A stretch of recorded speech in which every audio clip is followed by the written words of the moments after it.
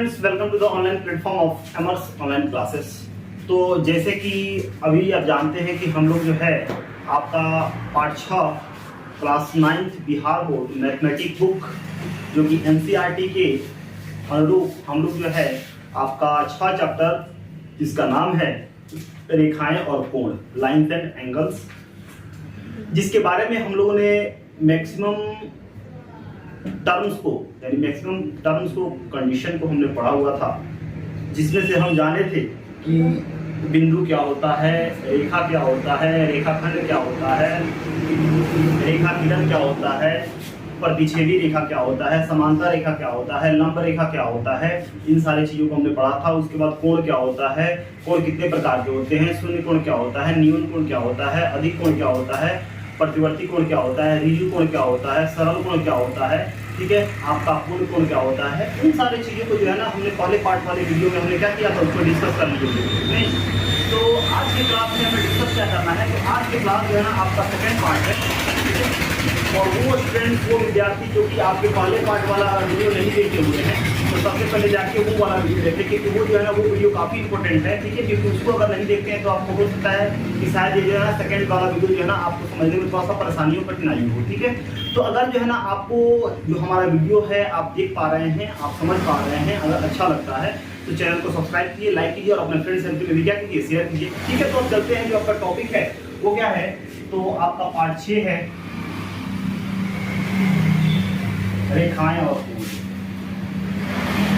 रेखाएं और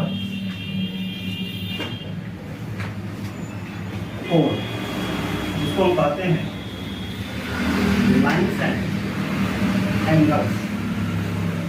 lines and angles के बारे में क्या करना है, हमको डिस्कस करना है। इसमें दो बात आप समझ लीजिए। पहला एक है कि पूरक कोण। पूरक कोण, ये पूरक कोण होता क्या है? पूरक कोण को नॉर्मली हम कहते हैं कॉम्प्लीमेंट्री एंगल। कॉम्प्लीमेंट्री एंगल का, ठीक है। अब यहाँ पे कॉम्प्लीमेंट्री एंगल यानी पूरक कोण क्या होता है, ठीक है। कॉम्प्लीमेंट्री एंगल यानी पूरक कोण क्या होता है, तो कॉम्प्लीमेंट्री एंगल यानी पूरक कोण कहते हैं, या जब लिखते हैं दो कोणों का योग अगर 90 डिग्री के बराबर होता है तो उसे पूरक कोण कहते हैं। उसे क्या कहते हैं, पूरक कोण कहते हैं। इसे क्या कहते हैं, पूरक कोण कहते हैं।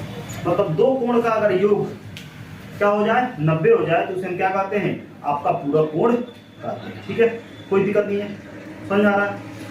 जैसे यहाँ पे अगर लिखते हैं ये और ये, अगर मान लेते हैं ये कितना है, आपका 30 डिग्री है, और ये मान लेते कितना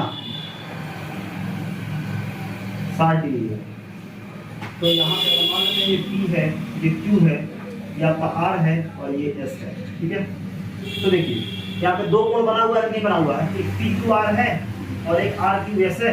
इन दोनों का योग कितना है, यानी ये पूरे कोण का योग कितना है, 90 डिग्री है। तो हम कहेंगे क्या, यहाँ पे दो कोण का योग कितना है, 90 डिग्री, तो क्या कहेंगे, पूरा कोण कहेंगे, ठीक है।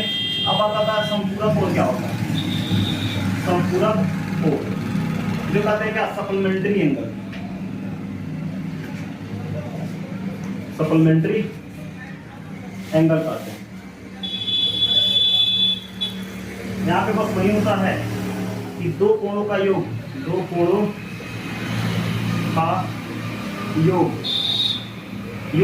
180 डिग्री के बराबर हो तो उसे संपूरक कोण कहते हैं। उसे क्या कहते हैं, संपूरक कोण यानी सप्लीमेंट्री एंगल कहते हैं, संपूरक कोण कहते हैं। जैसे ये आप जानते हैं ये 180 है, ठीक है।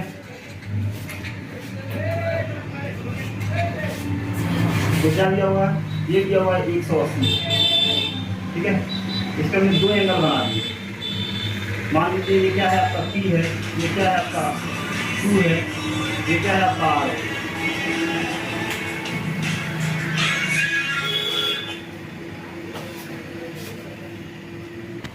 तो यहाँ पे एक एंगल बन रहा है P, यहाँ मान लो कि ये O है, POQ मान लेते हैं 30 डिग्री है, ठीक है।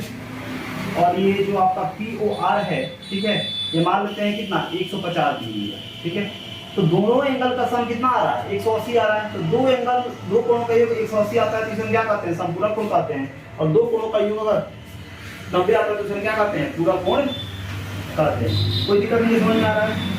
और इसको हम क्या कहते हैं रैखिक युग्म भी कहते हैं। क्या कहते हैं, यानी कितने भी, ध्यान दीजिए कि अगर यहाँ पे 180 तो है आप जानते हैं, ठीक है, ये तो जानते हैं, ये मान लेते हैं P है, ये मान लेते हैं आपका Q है, और ये मान लेते हैं क्या आपका S है, ठीक है। तो यहाँ पे कितना भी आप एंगल बना लीजिए, कितना भी आप एंगल बनाइए, कितना भी आप एंगल बनाइए, इन सबका योग कितना होता है, इन सबका योग होता है ना 180 होता है। और आप रीजन क्या लिखिएगा, रीजन लिखिएगा रैखिक युग्म। क्या लिखिएगा, रैखिक युग्म, ठीक है।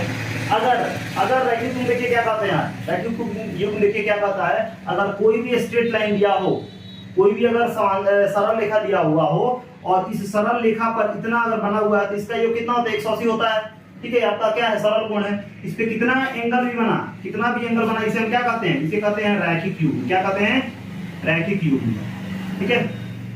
और इन सबका योग कितना होगा 180 होगा। इतना बात समझ में आया कि नहीं आया, इसमें कोई दिक्कत नहीं, ठीक है, समझ आ रहा है, ठीक है। तो अब यहाँ पे आपका पहला जो प्रमेय है थ्योरम 1 जो है आपको प्रूव करना है ये कि थ्योरम 1 में आपको ये प्रूव करना है, क्या प्रूव करना है कि यदि एक किरण एक रेखा पर खड़ी है तो इस प्रकार बने दोनों आसन्न कोण का योग कितना होता है 180 होता है, ठीक है।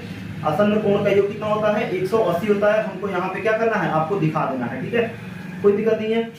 चलिए, मतलब वही कि आपका जो है ना आसन्न कोण का मतलब नॉर्मली आपका वर्टिकली कोई एंगल क्या होता है आपका इक्वल होता है, ठीक है। हमको ये दिखाना है, ठीक है, यानी आमने सामने का कोण, आमने सामने का कोण का मतलब क्या आपका समूह कोण क्या होते हैं, आमने सामने के कोण क्या होते हैं बराबर होते हैं। इसको हमको प्रूव करना है, ठीक है। तो सबसे पहले जो है ना इसको हम मिटाते हैं और अगले स्लाइड में देखते हैं क्या आपका प्रमेय 6.1 को हम प्रूव करते हैं। उसके बाद देखते हैं आपका टॉपिक। अब यहाँ पे थोड़ा सा एक टॉपिक है जिसको हम समझ लेते हैं, क्या आसन्न कोण क्या होता है। आसन्न कोण क्या होता है, इसको कहते हैं क्या हम लोग एडजेसेंट, एडजेसेंट एंगल क्या होता है, इसको समझना काफी जरूरी है क्योंकि उसमें 6.1 थ्योरम में जो है ना आपको बोला हुआ है कि ये एडजेसेंट एंगल क्या होता है यानी आसन्न कोण क्या होता है, ठीक है। तो कोई भी दो कोण आसन्न कोण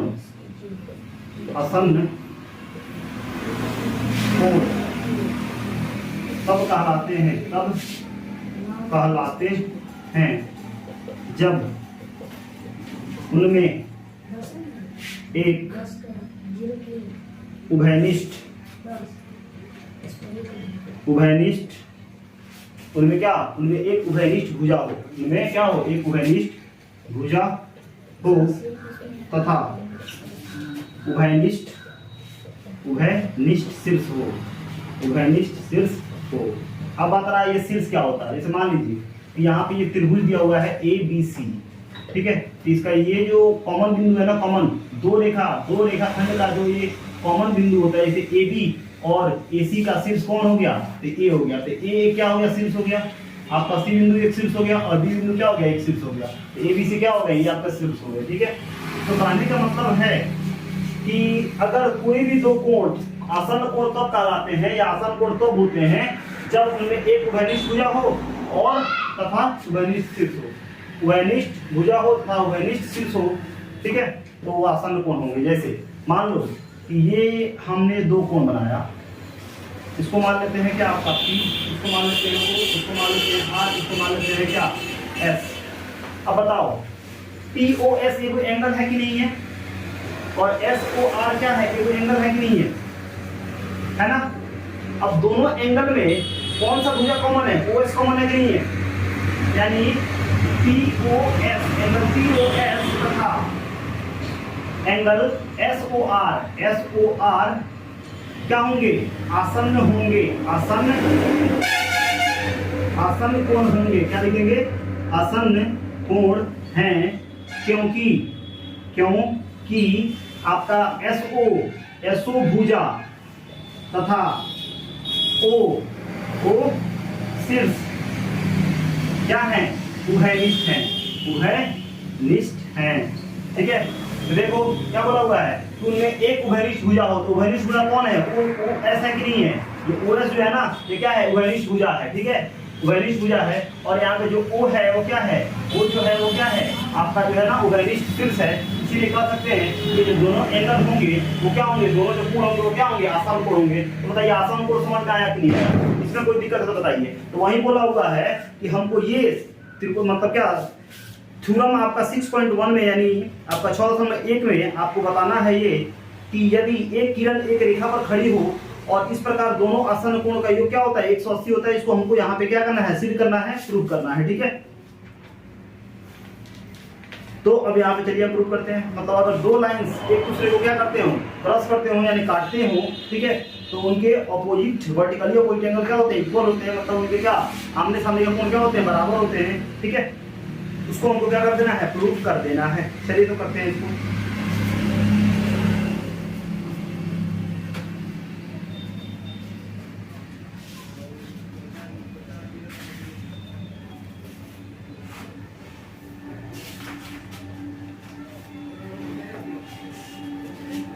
इसका कोई दिक्कत नहीं है, ऐसा ना कहना, लिख लिया है। चलिए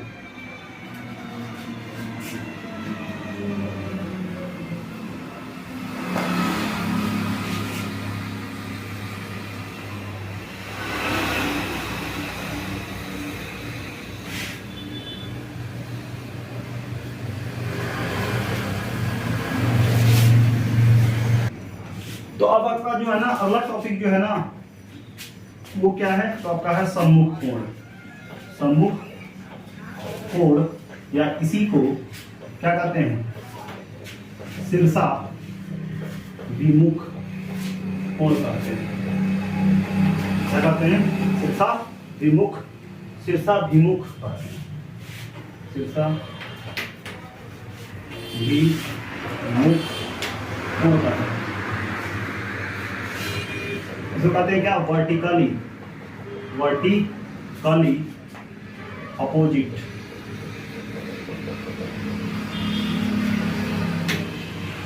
एंगल, या इसी को शॉर्ट में हम कहते हैं VOA, वर्टिकली अपोजिट। समूह कोण या समूह कोण क्या होता है ये समझ लेते हैं। तो लिखते हैं जब कोई दो रेखा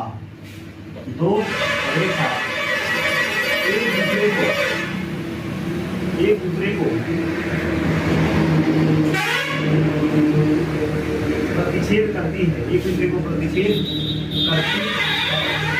जब कोई दो रेखा एक दूसरे को क्या करती है, एक दूसरे को किसी एक बिंदु पर, किसी एक बिंदु पर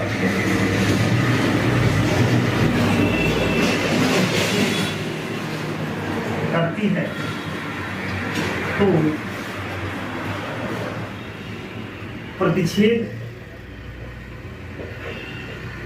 करने के दौरान चार कोण प्राप्त होते हैं, चार कोण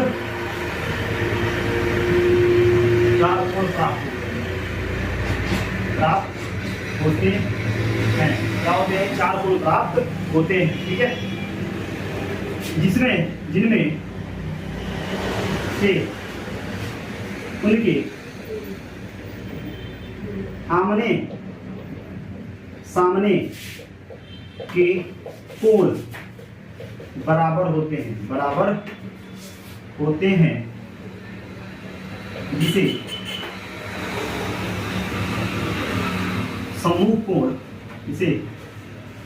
सम्मुख या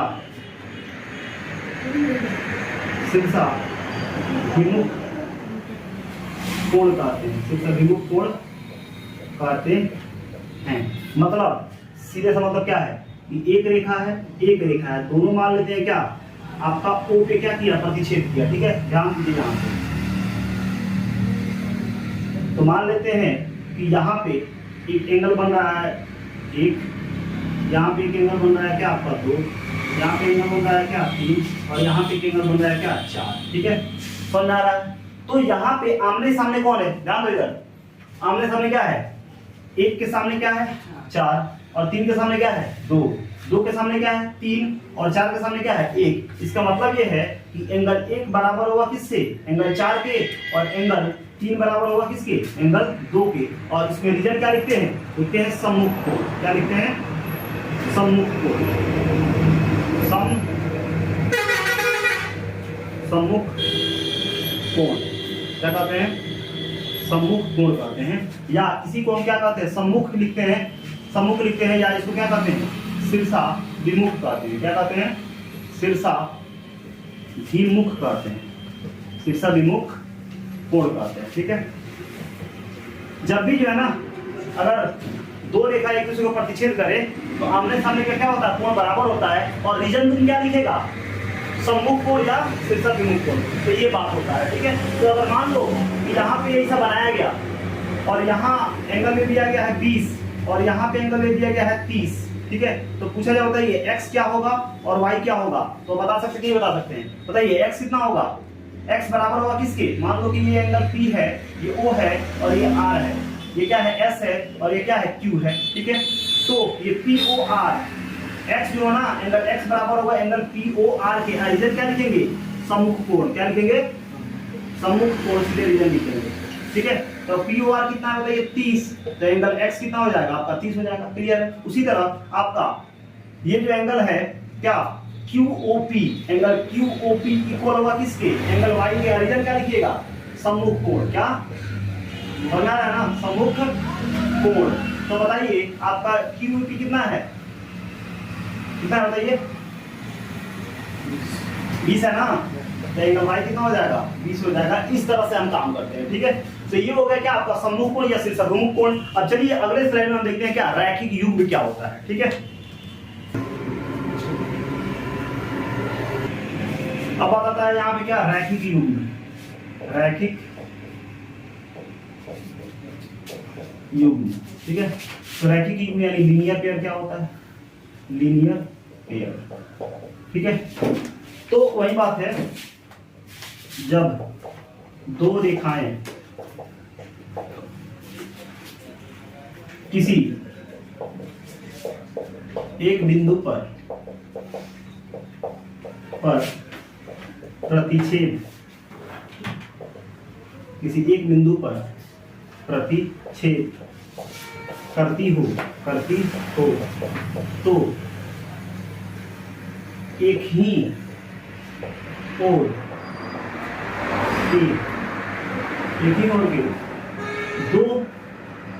के दो आसन्न कोण समान 180 डिग्री होता है, जिसे रैखिक युग्म कहा जाता है, जिसे रैखिक युग्म कहा जाता है, रैखिक युग्म कहा जाता है। मतलब ध्यान दीजिए यहाँ पे कि ये दो रेखाएं कितने बिंदु पर प्रतिच्छेद किया, तो एक बिंदु पर प्रतिच्छेद किया। ठीक है, तो यहाँ पे ये एंगल और ये एंगल, जैसे मान लेते हैं यहाँ पे ये सारे एंगल बन रहे हैं, ये S है, ये T है, ये Q है और ये क्या है आपका M, ये क्या है आपका M है। ठीक है, तो कह रहा है ना कि एक ही ओर, अब बताइए ये दो एंगल बन रहा है कि नहीं बन रहा है, अब बीच में ये बताइए ये उभयनिष्ठ रेखा है कि नहीं है, उभयनिष्ठ रेखा है, और P क्या है, उभयनिष्ठ शीर्ष है कि नहीं है। तो बताइए ये दोनों एक ही ओर बना है कि नहीं बना है, और दोनों एक ही ओर बना है तो ये दोनों रेखाएं जो होंगे वो आसन्न होंगे कि नहीं होंगे। क्यों आसन्न, क्यों, क्योंकि दो एंगल के बीच में एक जो PS जो रेखा है वो उभयनिष्ठ है, दोनों में आता है, और जो P है वो क्या है, शीर्ष है, यानी ये कॉमन है, उभयनिष्ठ है। तो इसीलिए हम कहेंगे ये जो एक ही ओर, ये क्या है, एक ही ओर कि जो दोनों आसन्न कोण है इनका योग कितना होता है, इन दोनों का सम कितना होगा, 180 होगा, और इसी को हम क्या कहते हैं, आपका रैखिक युग्म कहते हैं। तो इस तरह से बताइए, अगर ये मानते हैं एंगल 1 है और ये मानते हैं एंगल 2 है, तो हम कह सकते हैं एंगल 1 क्या लिखेंगे यहाँ पे, एंगल 1 का प्लस एंगल 2 कितना होगा, 180 होगा कि नहीं होगा, है ना। और इसको क्या लिख देंगे, सीधे रैखिक युग्म। क्या लिख देंगे, रैखिक युग्म लिख देंगे। क्या लिख देंगे, रैखिक युग्म लिख देंगे। अगर यहाँ पे एक सरल रेखा है और यहाँ पे एक ही ओर के दो आसन्न कोण का योग, आसन्न कोण का जो योग होता है 180 होता है, और उसको रीजन में क्या लिख देते हैं, आपका रैखिक युग्म। जैसे मान लीजिए कि ये यहाँ का और यहाँ का, ये मान लो कि एंगल 2 है, एंगल 3 है और ये एंगल क्या है 4 है, तो एक ही और बना हुआ कि नहीं बना हुआ, आसान कोण है कि नहीं, तो हम क्या लिख सकते हैं एंगल 3 प्लस एंगल 4 क्या हो जाएगा 180 होगा, और ये क्या रैखिक युग्म लिख देंगे। ठीक उसी तरह बताओ यहाँ पे ये रेखा के अनुसार माने इस रेखा पर अगर ये टीपीएम अगर रेखा लेते हैं, टीपीएम अगर रेखा पर ये दो एंगल बना हुआ कि नहीं बना हुआ है, इन दोनों एंगल का सम कितना होता है 180, रीजन क्या है रैखिक युग्म। उसी तरह अगर इस रेखा की बात करें, इस रेखा की यानी क्यू पीएस की बात करें तो एक तीन मतलब यहाँ पे अगर बात करें टीपीएम का, तो टीपीएम में इधर का अगर देखें तो 3 4 के इक्वल होगा कि नहीं होगा। अगर एसक्यूपी का देखें तो यहाँ बताइए 2 4 इक्वल होगा कि नहीं होगा। अगर एसपीक्यू की बात करें तो यहाँ पे दो एंगल आ रहे हैं कि नहीं आ रहे हैं, तो बताओ एंगल 2 जो होगा वो एंगल 4 के इक्वल होगा कि नहीं होगा, और यह क्या 180 और क्या आपका रैखिक युग्म। उसी तरह बताओ 1 3 के इक्वल होगा कि नहीं होगा, यहाँ पे एंगल 1 होगा किसके एंगल 3 के इक्वल होगा कितना 180, रीजन क्या लिख देंगे रैखिक युग्म। तो समझ में आया नहीं है रैखिक युग्म, समझ में आया कि नहीं आया, शीर्ष अभिमुख या समूह को समझ में आया कि नहीं आया। अगर इतना बात अगर समझ में आ गया तो अब यहाँ पे आपका 6.1 थ्योरम को आप प्रमेय को यहाँ पे कर सकते हैं, जो कि बोला हुआ है कि अगर यदि दो रेखाएं परस्पर क्या करें प्रतिच्छेद करें तो उसके शीर्ष अभिमुख कोण क्या होते हैं बराबर होते हैं। इसको अगर प्रूफ कर लेते हैं तो आपका जो है ना 6.1 एक्सरसाइज हम क्या कर सकते हैं यहाँ पे क्लियर कर सकते हैं, खत्म कर सकते हैं। तो चलिए अब अगले स्लाइड में देखते हैं क्या आपका थ्योरम 6.1। अब यहाँ पे फिगर ये बोला हुआ प्रमेय ये बोला हुआ है कि यदि दो रेखाएं एक दूसरे को किसी एक बिंदु पर प्रतिच्छेद करती है, मतलब ये दो रेखाएं हैं, ये मान लेते हैं किसी एक बिंदु पे प्रतिच्छेद करती हैं, ठीक है क्या करती हैं प्रतिच्छेद करती है, इसका नाम भी हम दे देंगे, ठीक है क्या आपका नाम लेते हैं क्या ए, नाम लेते हैं ए है, ये है ओ है और ये है डी है, ठीक है बात समझ में आ रहा कोई दिक्कत नहीं है। यहाँ पे मान लेते हैं सी है और ये क्या है ये बी है, ठीक है। तो इसके जो शीर्ष अभिमुख कोण मतलब क्या होता है आमने सामने के कोण, क्या होते हैं आमने सामने के कोण। मतलब मान लेते हैं कि यहाँ का कोण क्या है, यहाँ का कोण इसके बराबर होते हैं और यहाँ के कोण क्या होते हैं इसके बराबर होते हैं, ठीक है। ये हमको क्या करना है सिद्ध करना है, ठीक है। तो सबसे पहले दिया क्या है यहाँ पर लिखेंगे, दिया गया है क्या दिया गया, तो दिया गया है कि आपका क्या दिया हुआ है ए बी, ये क्या है ए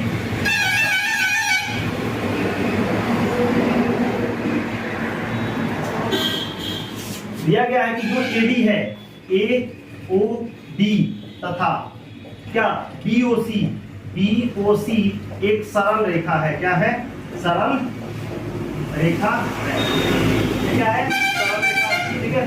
तथा दोनों एक दूसरे को बिंदु O पर प्रतिच्छेद करते हैं, क्या करते हैं प्रतिच्छेद करते हैं, ठीक है। तो सिद्ध करना है, तो सिद्ध करना है, क्या सिद्ध करना है ये आप कर सकते हैं ये वाला AOB एंगल AOB बराबर है किसके AOB इक्वल है किसके COD के, एंगल COD के, ये तो हो गया ना, ये इसके बराबर है। और क्या AOC एंगल AOC बराबर है किसके एंगल BOD के, एंगल BOD के, ठीक है कोई दिक्कत नहीं है। ये हमको सिद्ध करना है प्रूव करना है, ठीक है। तो अब यहाँ पे देंगे क्या प्रमाण, क्या देंगे यहाँ पे, इसको यहाँ पे लाते हैं, ठीक है प्रमाण देंगे प्रमाण। तो बताइए अगर बात करें तो बनिए ये बताइए BOC यहाँ पे लिखेंगे क्या BOC एक सरल रेखा है, एक सरल रेखा है।